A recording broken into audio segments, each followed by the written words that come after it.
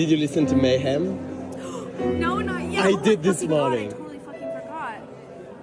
I have to. Oh my fucking god, I have to. I'm so excited. Yes. Well, Chapel Roan hadn't listened to Lady Gaga's new album yet. As of midday Friday, there were plenty of people streaming on Spotify, as Mayhem racked up 45.3 million streams on release day. Some celebs were quick to choose their standout tracks from the album. Your Love Is My Drug singer Kesha tweeted one track name. Bebe Rexha did include that track in her fave list. It also included Blade of Grass, Zombie Boy, and Vanish Into You. About 3 minutes before that tweet, she did first tweet that Blade of Grass was so good.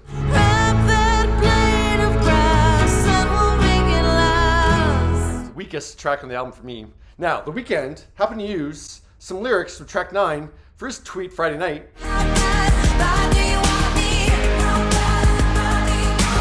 And I gotta say that often when I'm listening to an album now, like at a first listen, I'll put it on and I'll be doing other stuff on my laptop. And sometimes it can just become background noise if something isn't really grabbing me. And Mayhem was a little bit of that, but How Bad Do You Want Me? But halfway through, I stopped what I was doing and started dancing. You hate the crash, but you love the rush, and I'll make your heart weak every time. And clearly I'm not alone, because as of Sunday, its third day of release, that song had bucked the trend of track order determining what order the songs are going to appear on the charts. Yeah, How Bad Do You Want Me is track number 9, and it was now charting ahead of 4 songs ahead of it on the album. And as of Monday night, it entered the top 10 on US iTunes. So yeah, it's the best-selling non-single album track. Now, Mayhem received another 35.1 million streams on Spotify on Saturday, and projections came out that day that the album is expected to move in the range of 200 to 225,000 units in its first week. Hi, I'm Lady Gaga, and I'm your host and musical guest on Saturday Night Live tonight.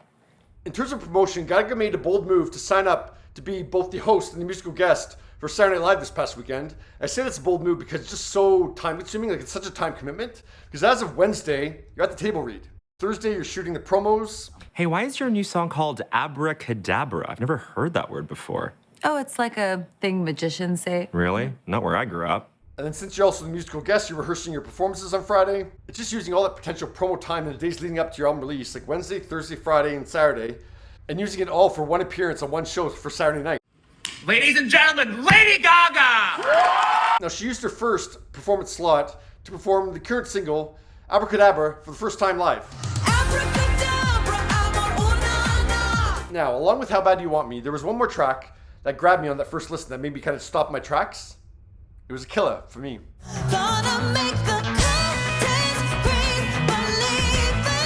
And yeah, I was shocked to see that Gaga chose that to perform as her second performance on SNL.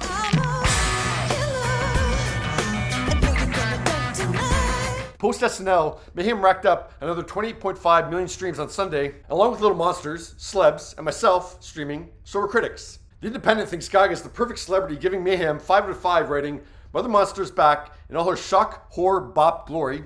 The Evening Standard also gave it 5 out of 5, writing murderous music to dance all night to, and they advised bleach your eyebrows and head to your nearest gay bar. Lady Gaga's back. There was a lot of 4 to 5 star reviews. Rolling Stone wrote, Lady Gaga's Mayhem is more than just a return to her pop roots. Gaga's first album in 5 years recalls some of her finest moments without feeling like a step backwards. Yes, the Rolling Stone has that same LG7 mindset that I do, and I think most people do, that this is a follow-up to 2020's Chromatica, which was LG6. In their 4 to 5 star review, The Guardian thinks it's a fabulous return to her freaky first principles.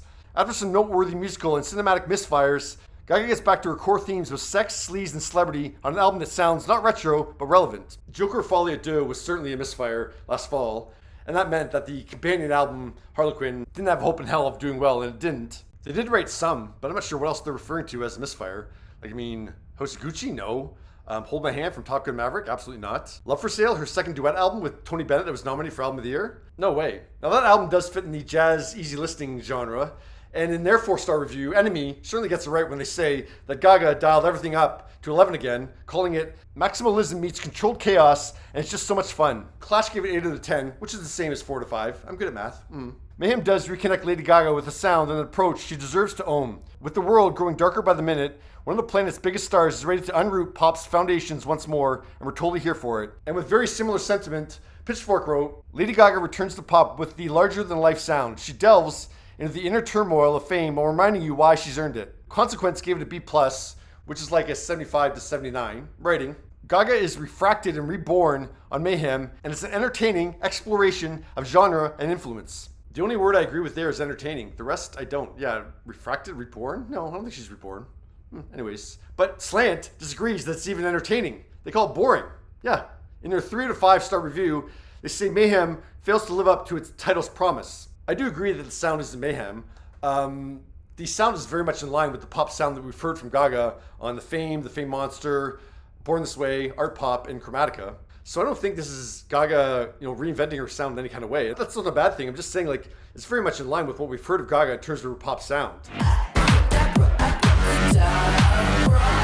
Like I said about Abracadabra, that it's very much what I expect from Gaga, because it very much sounds like Bad Romance and Born This Way to me. But that's almost unfair to say to Gaga that's what I expect of Gaga, because the huge detours that she's taking in her career, like A Star Is Born, and yeah, her albums with Tony Bennett, they're just so different that I kind of don't associate them with this Lady Gaga in a way, which is unfair to her, because yeah, it's incredible her range that she has, and she's able to do these different things. So yeah, it's a weird thing to kind of judge, because it is what I expect from her, but we haven't heard this from her in a few years, so it is fresh in a way. It's strange. So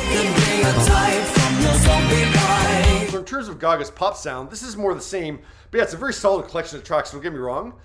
I'm leaning towards giving the album a B+ and not an A-. I'm very close to giving it an A-. And the reason I'm hesitant to do that is while the album's totally consistent, other than Blade of Grass, which I really didn't like, it's very consistent, but there's not a lot of tracks that are popping for me. So yeah, it's a lot of like B-level tracks, and there's only a few points where it goes to A-level for me. That would be Killa, that would be How Bad Do You Want Me. Garden of Eden and Vanish Into You feel too much like generic Gaga to me. But yeah, the rest of the tracks I like. It's just, yeah, I'm not sure that I like them enough to like, they're really A-level, so I am keeping with a B+ right now, but it could go to A-. We'll see. But yeah, what did you think of Gaga's Mayhem?